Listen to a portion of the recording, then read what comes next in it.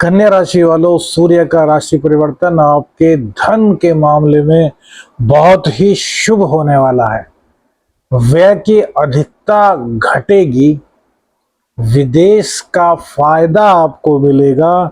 इसी के साथ साथ पंचम भाव आपका मजबूत होगा, ज्ञान के सागर में गोता खाएंगे। शिक्षा प्राप्त कर रहे छात्रों के लिए है गोचर बड़ा ही कल्याणकारी होने वाला है। मैं शाबरमन साधक प्रवीण आप सभी का स्वागत करता हूं। आज बात करेंगे सूर्य राशि परिवर्तन की। कन्या राशि पर सूर्य राशि परिवर्तन का क्या प्रभाव पड़ेगा। 16 जुलाई को सूर्य देव अपनी वर्तमान मिथुन राशि को छोड़कर चंद्र देव की कर्क राशि में प्रवेश करेंगे, बुध और शुक्र के साथ। 16 अगस्त तक सूर्यदेव यहीं पर गोचर करने वाले हैं। राहु की दृष्टि सूर्य पर है और शनि से षडाष्टक योग बन रहा है।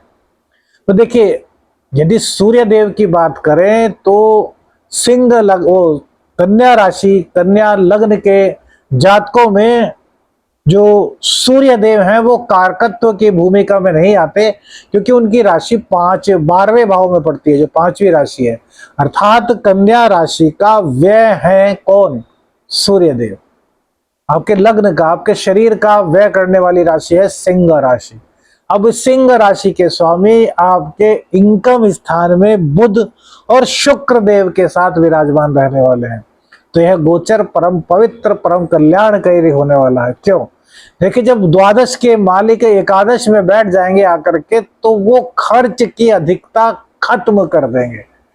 वो ध्यान देंगे अधिक से अधिक धन कमाने पर। और ये जो धन है ना, धन सभी की जरूरत होती है। हमने पिछले राशिफल में ही बताया था कि कन्या राशि को न 7.5 है न ढैया है, फिर भी दिक्कतें चल रही है। तो कारण यही है कि कहीं ना कहीं कोई ना कोई ग्रह कोई दिक्कत कर देता है। लेकिन फिलहाल जो यह योग बना है कुछ दिनों के लिए, सूर्य, बुध और शुक्र आपकी कुंडली में 2nd हाउस के और 9th हाउस के लॉर्ड है, जबकि जो बुध है वो आपके 10th भाव के और आपके लग्न के लॉर्ड हैं।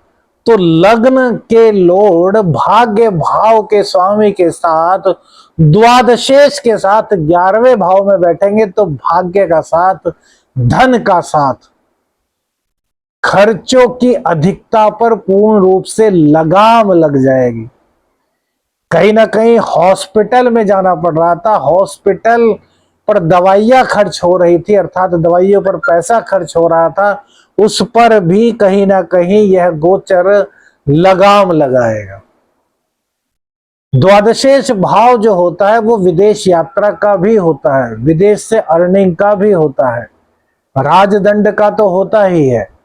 तो इलीगल कार्य तो आप करते ही नहीं। शनिदेव की दृष्टि सीधी की सीधी 12वें भाव पर है और वक्री होकर के शनिदेव आपको पूर्ण रूप से अब आजाद किए हुए हैं कि भैया जितना कर सकते हो उतना कर लो, जितना कमा सकते हो उतना कमा लो, मैं आपके साथ हूं। कर्म आपको करना पड़ेगा। शनि का साल है। आप सोचें कि बिना करे प्रारब्ध से, भाग्य से आ जाए, तो ऐसा नहीं होगा। तो कन्या राशि वालों, एक चीज आप, क्योंकि आप लोगों का बहुत प्रेम हमें मिला है, तो एक चीज आपको बता दें, ये कोई डराने वाली बात नहीं है। 2025 जून तक का समय थोड़ा सभी के लिए खराब हो सकता है। तो 1 साल के लिए पैसे को अपने पास रखें, राशन वगैरह सभी अपने घर में भर करके रखें। जिन लोगों तक यह संदेश पहुंच रहा है, देखिए गुरु जी का हमारे संदेश है, और गुरु जी ने संदेश दिया है कि जितने भी आपके अपने शुभ चिंतक हैं, जो सत्य सनातन धर्म का पालन करते हैं, जो साधक हैं, जो अध्यात्म पर विश्वास करते हैं, उन तक यह मैसेज जाना चाहिए कि जो अब से समय शुरू हो रहा है और 2025 के मिड तक, इसमें कोई बड़ी आपदा आने का संकेत उनको कुछ मिला है, जिसमें कि भारी दिक्कत हो सकती है। तो पैसे को ज्यादा से ज्यादा जितना आपके पास है अपने पास रखिए, बैंकों में ना रख करके अपने पास रखें, जिससे कि जरूरत पड़ने पर आपके काम आ सके। राशन आपने अपने घर का 1 महीने का इकट्ठा लाते हैं तो 2 महीने का इकट्ठा लाना शुरू कर दीजिए। यह राशिफल से अलग आप सभी मित्रों के लिए संदेश है। बस इतना ही कह सकते हैं, इसके आगे कुछ नहीं। भ्रमित करने वाली, डराने वाली कोई बात नहीं है, क्योंकि ये राशिफल की बात नहीं है। यह कहीं ना कहीं से दिव्य संकेत गुरुवर को प्राप्त हुआ है और वही संदेश आप तक पहुंचाया है। हम अपना धर्म समझते हैं। कन्या राशि वालों का पूर्ण प्यार मिला है। सभी राशि वालों को यह संदेश देंगे, लेकिन सबसे पहले कन्या राशि वालों को यह संदेश दिया है, तो थोड़ा सा इस पर गंभीर हो जाइए। अब सूर्य देव जब 11वें भाव में आएंगे तो आपके पंचम भाव को देखेंगे। तो पंचम भाव को देखने से आपकी शिक्षा में वृद्धि होगी, संतान पक्ष आपका मजबूत होगा। संतान पर जोर जबरदस्ती करने की कोशिश बिल्कुल मत कीजिए।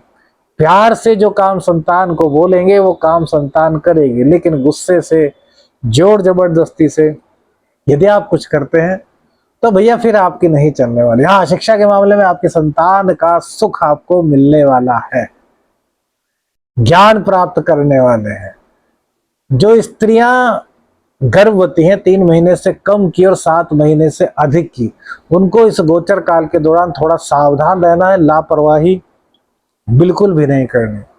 और जिनके घर में गर्भवती स्त्रियां हैं, वो पति या घर का कोई भी पुरुष और स्त्री इस दौरान नॉन वेज का सेवन बिल्कुल ना करे, अन्यथा गर्भवती स्त्री को कोई दिक्कत हो सकती है। जो लोग इस महीने कंसीव करने की सोच रहे हैं वो भी किसी भी हालत में ना करें नॉन वेज का सेवन, अन्यथा भैया कंसीव नहीं होगा। कंसीव हो भी जाएगा तो फिर आगे दिक्कत हो सकती है। इसलिए जो राशिफल में दिख रहा है वो आपके लिए बता रहे हैं, बाकी आपकी इच्छा है। तो ऐसा बिल्कुल मत कीजिए। शिक्षा के लिए बहुत अच्छा है, संतान के लिए भी अच्छा है।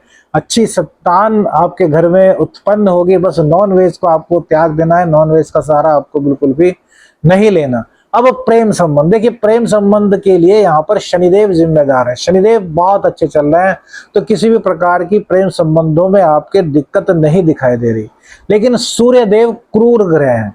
शुक्र की भी दृष्टि कुछ दिन के लिए है, बुध की भी दृष्टि यहाँ पर कुछ दिन के लिए है। तो शुक्र और बुध पंचम भाव को आपके संभालेंगे, रोमांस की अधिकता होगी, एक दूसरे के निकट जाएंगे, एक दूसरे को समझने का प्रयास इस गोचर काल के दौरान करेंगे। लेकिन यदि आपके अंदर ईगो है, आपके अंदर घमंड है, आप ये सोचते हैं कि यार मैं ही अपने पार्टनर से ज्यादा प्यार करता हूं, करती हूं, या मैं बहुत ज्यादा परवाह करता हूं मेरे पार्टनर की, मेरा पार्टनर मेरे बारे में नहीं सोचता, अर्थात किसी भी प्रकार का घमंड, किसी भी प्रकार की ईगो, किसी भी प्रकार का अहंकार यदि आप पालते हैं, एक दूसरे पर विश्वास इसलिए नहीं करते कि यार ये तो हमारी केयर नहीं कर रहा, तो आपके प्रेम संबंधों में इस गोचर काल के दौरान कहीं ना कहीं खटास आ सकती है सूर्य देव के कारण। तो इस खटास को दूर करने के लिए हमने कारण बताया कि भाई सूर्य देव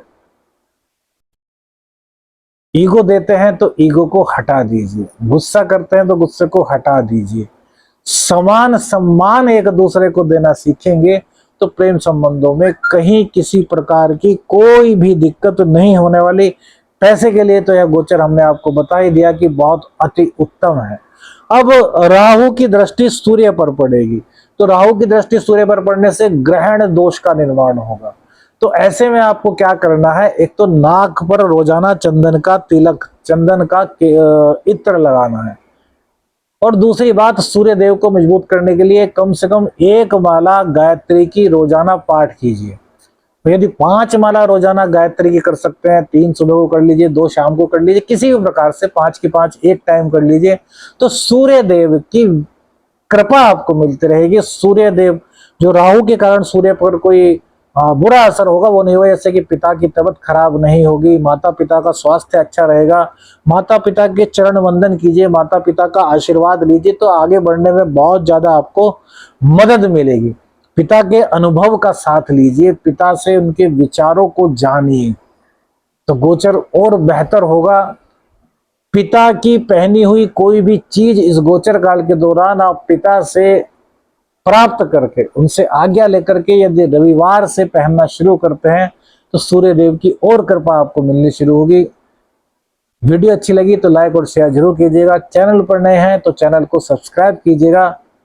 और भैया अपनी प्रार्थना में एस्ट्रो शावर मित्र अर्थात शावर मंत्र साधक प्रवीण को हमेशा याद रखिएगा। अपनी कुंडली का विश्लेषण कराना चाहते हैं तो स्क्रीन पर जो नंबर आ रहा है इस पर व्हाट्सएप मैसेज कीजिएगा, कॉल मत कीजिएगा। आदेश अलख निरंजन। हर हर महादेव।